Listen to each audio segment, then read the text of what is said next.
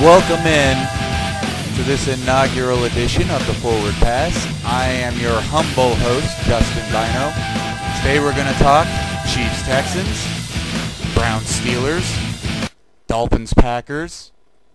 We're going to catch you up with all the news, scores, stats, and injuries from around the league. We're going to talk about everybody's favorite quarterback, Timothy Richard. But first I want to start with the Colts-Steelers game. Everybody knows the return of Ben Roethlisberger, big deal in Pittsburgh, and he looked like he hadn't really missed a beat. 16 of 27, 257 yards, 3 touchdowns, but 1 pick. So Ben Roethlisberger back out on the field for the Steelers. They needed him in a bad way. Their passing game coming into this game was tied for absolute last in the NFL. And now they've got their quarterback. And I think maybe he's learned his lesson. Let's see. Ben Roethlisberger, what have we learned today? So how do we avoid getting caught? Ben Roethlisberger. Don't screw girls in the public bathrooms. All right. I think he's learned his lesson. Let's send him home. Yeah, right. But anyways, after everything that this guy has been through, the motorcycle accident in 2006, and he was not wearing a helmet. Nice job.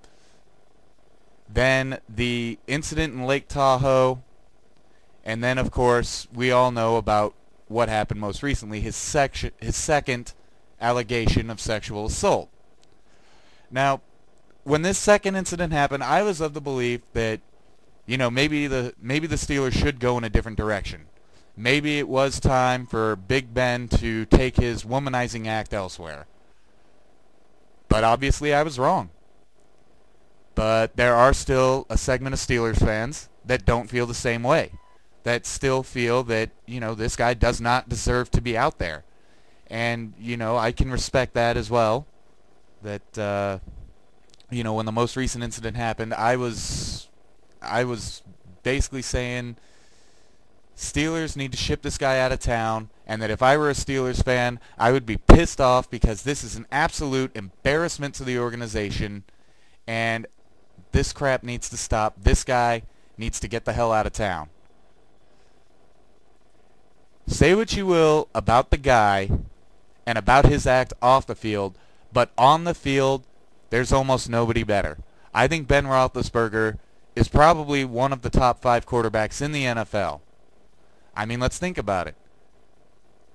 When he came in as a rookie in 2004, he led the Steelers all the way to the AFC Championship game. Of course, they lost to New England, but don't get me started on the Patriots. Second year, won a Super Bowl. Third year, didn't have a great year. Coach Cowers last year, he was coming off that motorcycle incident. 07, pretty good. 08, won another Super Bowl. Last year, the Steelers were up and down. They had a lot of problems on defense. And those defensive problems, by the way, that Pittsburgh seemed to have last year, boy, their defense is looking like the old Steelers defense, isn't it? Troy Polamalu back, healthy. They are out there headhunting. I mean, did you see that hit a few weeks ago on Titans quarterback Vince Young? I mean, I thought they were trying to break the dude in half. Absolutely crazy, the hit they got on him. And now let's flip to the other side of the coin. The Browns. Colt McCoy, welcome to the NFL, rook. You knew that he was going to have a tough day going up against one of the best defenses in the NFL that finally has everybody healthy again. And the numbers he put up, not too bad. 23 of 33, 281 yards, a touchdown, and 2 interceptions. But, like I said, that Pittsburgh defense made his first start, well, pretty hard on the young guy. I think I think Primetime said it best. Prime? For Colt McCoy, man, it was hard on the young fella today. Timmons had 2 sacks and an interception and 11 tackles on the day. The Steelers are rolling, and Big Ben is back, baby. Big Ben is back. But Colt McCoy, he had himself a decent day, although he was getting the living hell beaten out of him for the better majority of it. But I still think he put up pretty good numbers. And hey, fans here in Kansas City, we know all about Colt McCoy. We saw him many times against Missouri, against KU, when he was quarterbacking Texas in the Big 12. This guy, I don't agree with most of the critics. I think Colt McCoy can be a starter in the NFL. I think he can have himself a pretty decent career. But look at the Cleveland Browns. What does the guy have around him? He's got Josh Cribbs. He's got Peyton Hillis. That's about it. Eric Mangini, honestly, I think even if the Browns went 8-8, 9-7 this year, I still think Mangini's done. I honestly don't know why Holmgren kept the guy around. I don't know. Maybe he saw something in Eric Mangini that we didn't. Now, Eric Mangini, good defensive-minded coach.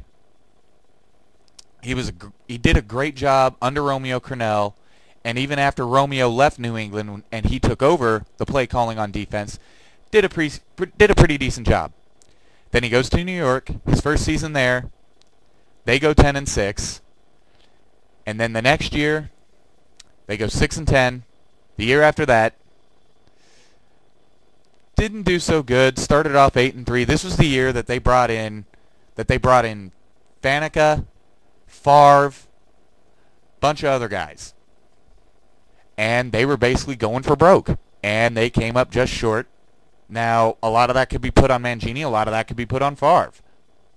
But speaking of Brett Favre, how about that game yesterday? How bad did the Vikings have to have that win, and how bad did they need the old gunslinger to show up? Brett Favre was basically a bit like he was towards the beginning of last year. He's basically playing the role of caretaker on offense. Stat line right here. Yesterday, Favre went 14 of 19, 118 yards, and a touchdown. But most importantly, he managed to avoid doing this. Arian in motion, right to left, back to the right. Brett Favre goes back to pass, he pumps. Now he fires over the middle. Intercepted. I can't believe what I'm seeing right now. It was intercepted by Tracy Porter. You've got to be kidding me. I can't believe what I just saw.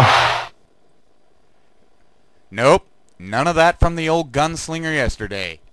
The Silver Fox was there to take care of business, manage the game, and hand the ball off to AP, and that's what he did. And now, tomorrow, well, tomorrow he gets to spend his day off talking to NFL personnel about the alleged Jen Sturger harassment. I gotta be honest, I don't really know if it was him. That, the first voicemail I heard, yeah, sounded a lot like him. Second voicemail, not so much. And then, well, the picture of Little Brett, and I do mean Little Brett, don't really know if that was his junk or not. Then on the other side, Brett Favre, you know, he's going to spend his day tomorrow meeting with NFL personnel, discussing these allegations, when instead he could have rounded up Jared and Percy, headed back down to the ranch in Mississippi, and spent the day doing this. Oh, Percy, I do this. Brett Favre goes back to pass, he pumps. Hey, y'all, watch this. Now he fires. Can't believe what I'm seeing right now. We got 2 more. Let's go. Come on, Jared.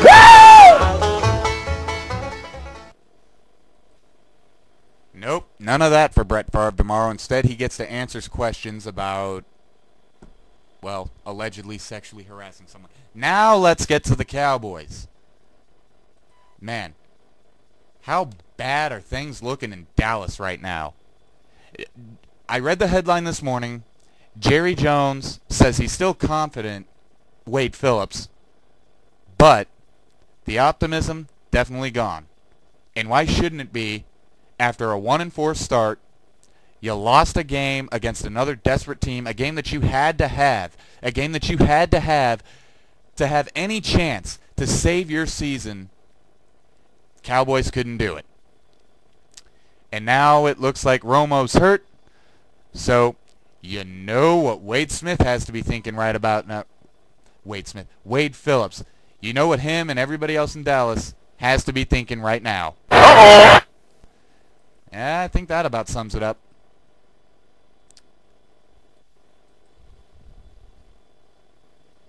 Anyways, I gotta get out. Coming up next segment, we will talk some Chiefs. Later on, we will talk the Dolphins-Packers. And we will still take you around the league with all the scores, stats, and injury news. Stay tuned.